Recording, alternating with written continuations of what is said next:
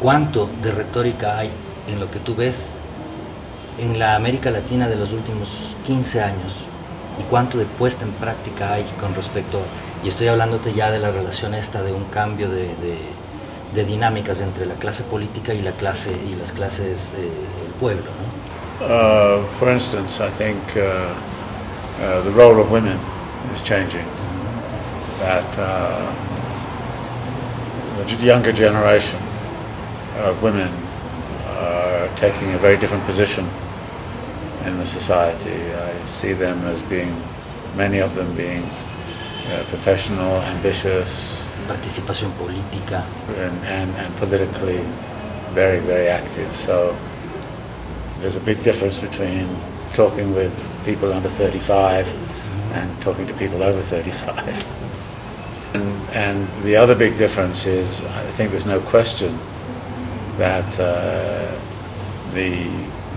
let's call it the popular classes, the peasant movement, the indigenous movement, has to some degree been incorporated into the bourgeois neoliberal world in ways that was not true also maybe 15, 20 years ago. Si es que se propone, porque se propone mucho como una de las alternativas la redistribución de la riqueza, es mi pregunta, si es que también hay que redistribuir el poder político. Well, I think there's been some redistribution of income. I don't think there's been that much redistribution of wealth. And I think that in terms of the control of the means of production and the means of wealth, like banking, something, it's still highly concentrated. You do have some redistribution of income so that lower classes have more purchasing power. They have better access, I think, to some public services like education and health. So there's been some redistribution of that sort, but not of the means of production. And that carries over, of course, to political power, because those who control the means of production usually control political power. Hay quien habla de hiperconsumismo ya. Lo que está ocurriendo es que nosotros como ciudadanos comunes y corrientes en cualquier país del mundo nos vemos involucrados en una dinámica constante, en un círculo sin vuelta atrás de consumir. It's a crazy system. I mean, I was commenting in Sao Paulo, where I was sitting in a traffic jam for about 1 hour, that here you are in a city, the economic basis of which is that it makes automobiles, and then people buy the automobiles and they go sit in a traffic jam for an hour. If you cut the production of the automobiles, there's a huge economic crisis, and if you keep producing automobiles, there's going to be a huge environmental crisis. Ahora, ¿cuál es la que pesa más? Como seres humanos, ¿qué hacemos en un momento en el que está en la balanza esto? ¿El riesgo ambiental o el riesgo económico? Well, to begin with, the economic crisis is a crisis of capital. And it's possible to envisage a society which is not capitalist. For instance, if we stop producing automobiles in Sao Paulo, there will be a lot of people who will be unemployed. Then you kind of say, well, how can they be re-employed in other activities which are more socially useful than producing automobiles? But the trouble is there are a lot of those jobs which they might do which are not profitable.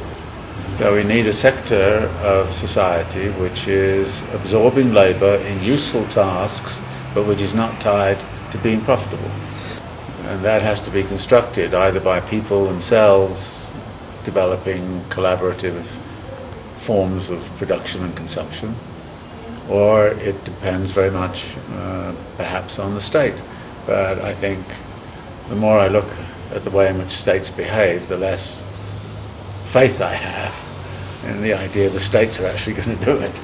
El Estado como tal nos ha dado a lo largo de los últimos 20 años, o la figura del Estado lecciones de que puede transformarse, de que puede recuperar poder, incluso gobiernos de una línea ideológica de izquierda o provenientes de una línea ideológica de izquierda que cooptaron una buena parte del poder político en América Latina, empezaron a darnos lecciones de que hubo giros, de que se podía hacer otro tipo de política.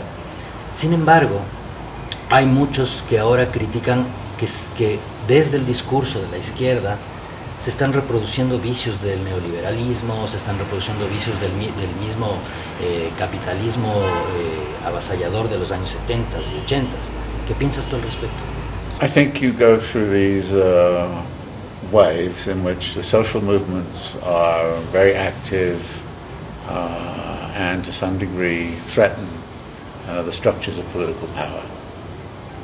And what then sometimes happens is that on the backs of those social movements you get progressive political parties of the left coming to power in the state. So what does the left political party do when it gets power? It typically engages in some redistribution of income, but it does not interfere with the underlying structure of wealth. And it will often co-opt the leadership of the social movements into the state apparatus. So the social movements come down, and in effect, wealth, the wealthy class, keeps power, and actually then, with a weaker social movement, regains power. For instance, in Brazil, the Workers' Party came to power. There was some redistribution of wealth. Most of the social movements which supported the Workers' Party have become less vigorous, and the result is now that Brazil is moving very much to the right. I think you're seeing something like that here in Ecuador. When Correa first came to power, it was on the backs of a very strong indigenous popular movement.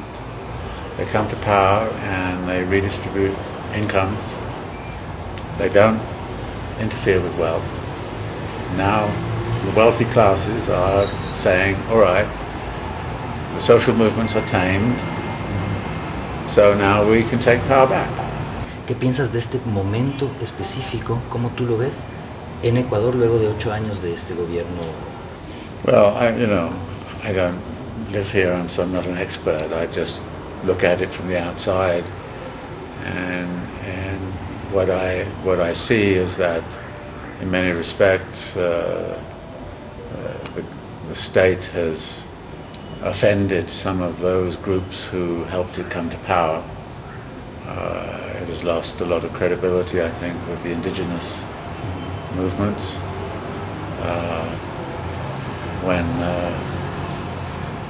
this government came to power, there was a strong environmentalist movement that was in, but they have little faith in him after the Yasuni decision. So you see all of these groups who were behind him who are not very happy with him. And some groups have become very prominent in the opposition, like the indigenous people. Ahora, tú provienes de un pensamiento marxista, provienes de dar un seguimiento profundo a los procesos, sobre todo de la nueva izquierda.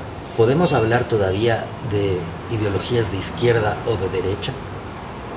Well, I think it is still useful to distinguish between the ideologies of left and right, but I think we have to understand that the conditions have changed and that the ideological argument between left and right has changed, so that what is a viable left ideology now is not the same as it was, say, 30 years ago. But a lot of people on the left are actually very conservative, so they have a very hard time giving up their old conception of what the left should be thinking. But conditions have changed, and a good historical materialist would change thinking in accordance with the changing conditions. ¿Cuál es la discusión que debe embanderar un movimiento de verdad, de vanguardia, progresista, de izquierda o quizás hasta revolucionario en estos tiempos? Well, I think we have to clearly understand what it is to be anti-capitalist. And we have to have a very good argument as to why we should be anti-capitalist. Anti-racist movement is not necessarily anti-capitalist. The LGBT movement is not necessarily anti-capitalist. But I firmly believe that those struggles are very important to wage. And I think that the best configuration for the left is to seek an alliance with those other movements in terms of their anti-capitalism, and to try to spend time explaining to people why it is that if you are an anti-racist, you should also be anti-capitalist. But I think the left has often lost sight of what it means to be anti-capitalist. So, for instance, in my last book, I spent quite a bit of time trying to explain what it means to be anti-capitalist. ¿Cómo tú, David Harvey, practicas en tu cotidianidad una vida anticapitalista? I like to eat good food and drink good wine. Dile igual. But otherwise, I live a very simple life. My daughter complains that I'm a major source of unemployment for the textile industry because I live on my own now, and I live in a small studio. I don't care about money. So, for example, I'm working here with this organization, Senadet, I have no remuneration. Which is very different from the people who are working for Yachai, who are earning $16,000 a month to do what I'm doing for nothing. ¿Qué piensas tú de la academia en este momento y cuáles son sus deficiencias en relación con la comunidad? Look, the university is a particular institution. It has a particular role in society. A lot of people go through the university. And what we teach people in the university does have an effect on how they approach the world. So there is in fact a form of class struggle internalized within the university over the question of what shall be taught and how shall it be taught. I spend a lot of my time actually fighting that class struggle to try to keep space open inside of the university where we can read and think about Marx. So, about 90% of the teaching in American university is corporatist or neoliberal. This is a very important struggle to be waged. I mean, the university is like a big factory for the production and reproduction of ideologies. And it's like class struggle fought in a steelworks, in a way, is no different from class struggle fought in the university. ¿Dónde está la labor del nuevo ciudadano relacionado con esta búsqueda de una nueva ciudad, de una ciudad más amigable, pero también desde un punto de vista político?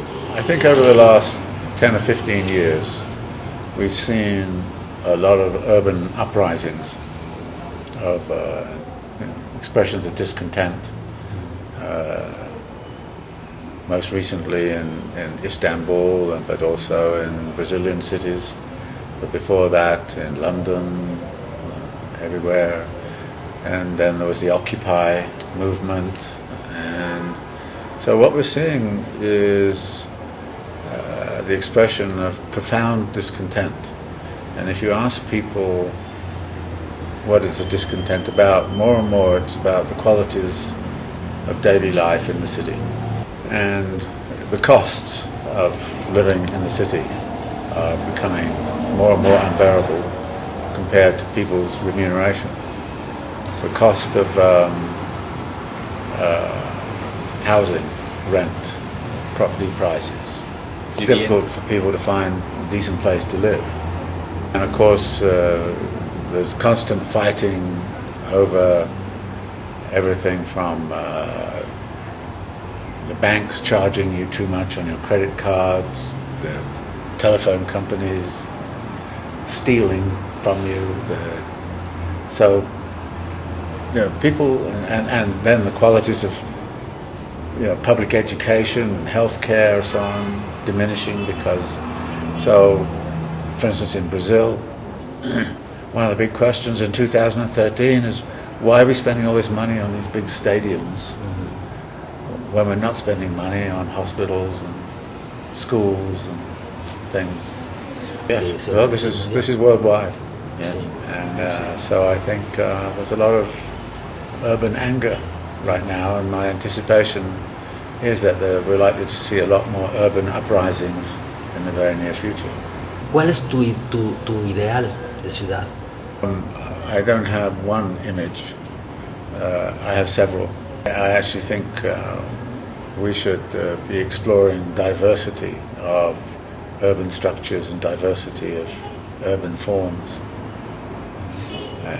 And I think that one of the criticisms I have of capitalist urbanization is it looks exactly the same everywhere. And it's ironic because, we socialists are accused of trying to make the whole world look the same. We're the ones who like diversity and difference, adapted to their environment in ways. I mean, I think that, what you would want to do with Quito, because of its environmental situation, is very different from what you might want to do with, say, San Francisco or New York. Guayaquil.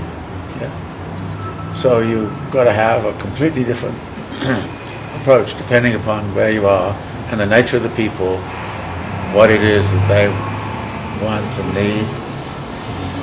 Estamos en un momento en el que debemos cuestionarnos, en el que ya se está cuestionando el mundo sus hábitos de consumo.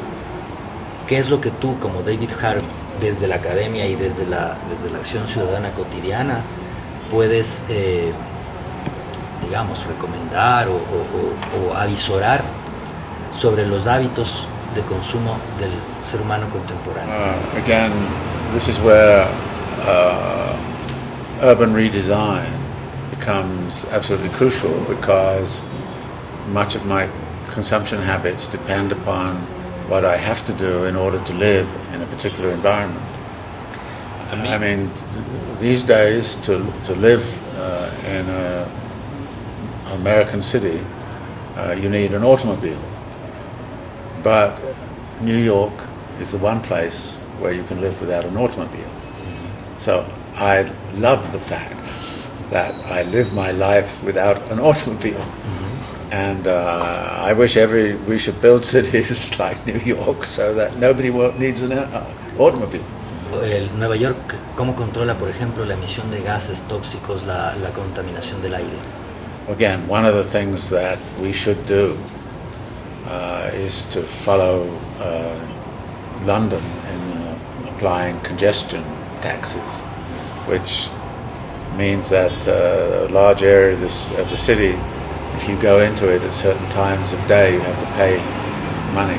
Capital has been very sophisticated about managing consumption with all sorts of things like advertising, fashion, and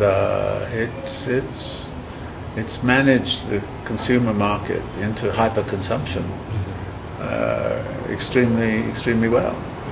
And if it can do that, then we can undo that.